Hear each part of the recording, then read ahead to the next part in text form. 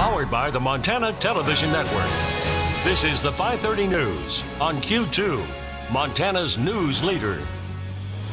Good evening and thanks for joining us. I'm Russ Riesinger. And I'm Janelle Slade. After decades of sexual abuse against Custer County high school boys, the Miles City Unified School District has reached a settlement with the 32 victims who came forward. Officials with the school district now say they are outraged at Jim Jensen's actions and his conduct was horrific. They also say this settlement will be paid with the district's insurance and not fall on taxpayers' shoulders. This massive sexual abuse lawsuit that spanned the course of a year has ended with a $9 million settlement. Q2's Andrea Lutz has been covering this case from the beginning, joins us to help break down the end. Andrea? These men, all now grown adults, are finally gaining justice for what they endured at the hands of James Jensen while they were just teenagers participating in high school sports. This massive case started just last fall when a group of friends came forward about the abuse, seeking legal justice. A lot has happened in a year, and you think about this all started with a pedophile living across the street from a middle school in Miles City, just kind of, getting away with it, sending friend requests to his victims on Facebook. Some of them already spoke about the abuse to law enforcement officials, but they were told that the current Montana state law wouldn't allow for the prosecution of Jensen due to the statute of limitations. So they sought out to change that law during this last legislative session. Attorneys for the plaintiffs likening this whole ordeal to a Stephen King movie as a group of tormented children decided to confront a monster and win. It shows in this case, and I think it sends a message, to sex abuse victims across Montana and frankly across the country, that there is strength in numbers, that it's important to come forward, that they didn't do anything wrong. The civil case sparked a federal investigation into Jensen, and now he will carry out the end of his life in prison. Jensen, of course, worked for the district for decades. In the 1970s, as an athletic trainer, he conducted his abuse under the guise of the program, using massages and inappropriate touch on his victims. He told the boys it would improve their athletic ability. The 32 survivors in this case now can finally start to put their abuse, at least to a legal rest. The district even changing up the way they do things too. In a statement, the district said they deeply regret the pain and injuries the plaintiffs endured under Jensen's care. And the district is adopting and will continue to adopt new policies and procedures regarding prevention and the reporting of sexual abuse and harassment. Back to you. Thanks, Andrea. Well, in August, Jensen was sentenced to 20 years in state prison for charges involving child pornography. Jensen must first serve out his federal prison sentence before serving time at the Montana State Prison. Weather led to several crashes in the area today. The Montana Highway Patrol reports crashes with no serious injuries in the morning on Interstate 90 near Columbus. A semi-truck slid off the road at mile marker 399. At mile marker 406, a semi-truck went down the embankment and a vehicle rolled over at mile marker 415. Lanes were cleared around noon. Snow and ice also led to some difficult driving conditions on Interstate 90 heading to Wyoming today. Several incidents on Aberdeen Hill closed the roadway from Aberdeen to the Wyoming state line till around 1 this afternoon.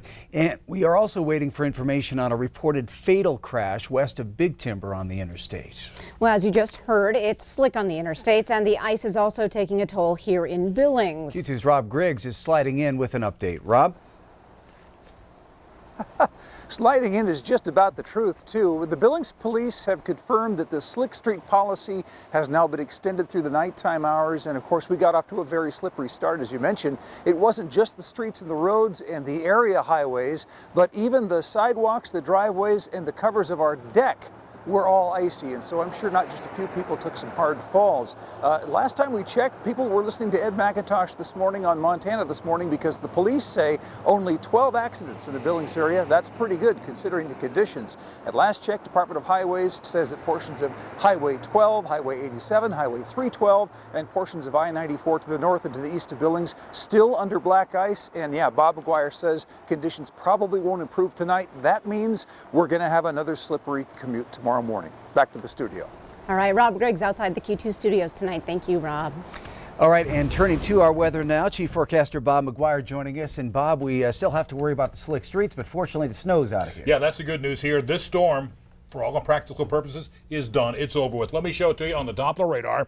Look at that. There you go. And you'll see nothing. Snow is totally out of here. All we see now is a jet stream coming off the Beartooth. And basically, east of the jet stream, you can see that's where the cold Arctic air is lingering. And that's our problem tonight. Anything that remained wet this morning or this afternoon now is going to refreeze tonight because the cold Arctic air is in place. Now, how much snow do we get? Not a lot. Ekalaka had 3.5 inches. Forsyth 3. Same thing at Custer County at the Kinsey. Near Broadus had 2.3. 2 inches over at Roundup. And so what's going to happen? Well, these temperatures will continue to stay very cool throughout the rest of the night. And you notice they really don't bounce up until about sometime tomorrow afternoon. We jump back up to about 41 degrees. And so here's what you're going to see. High pressure continues to push that cold Arctic air out of the way. But look at this. We're going to warm up tomorrow because that is a warm front moving in and things are going to improve. We'll have more about that coming up in a few more minutes.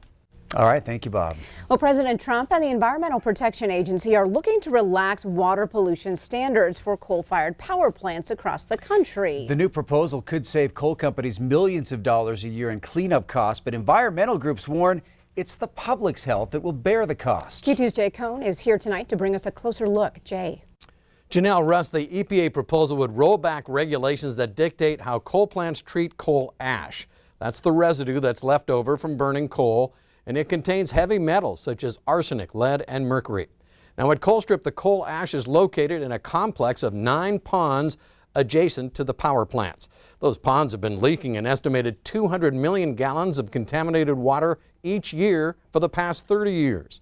Outlining the proposed changes this week, EPA Administrator Andrew Wheeler says the new regs could actually save the coal industry in the nation as much as $175 million annually. The rules, he said, would also give companies more flexibility to utilize new technology that can remove more of those harmful materials. But environmental groups say that's hogwash, claiming the new rules will only allow utilities to pollute longer, prolonging the risk to public health. What's happening at Colstrip is very indicative of the problem across the system. You have an unregulated waste that is contaminating water bodies and harming people and harming wildlife. And that the administration had places like Colstrip in mind when they made their rules. And it is a travesty for them to now go back on that and say, never mind. That's a slap in the face to everybody who relies on clean water downstream of these ash ponds.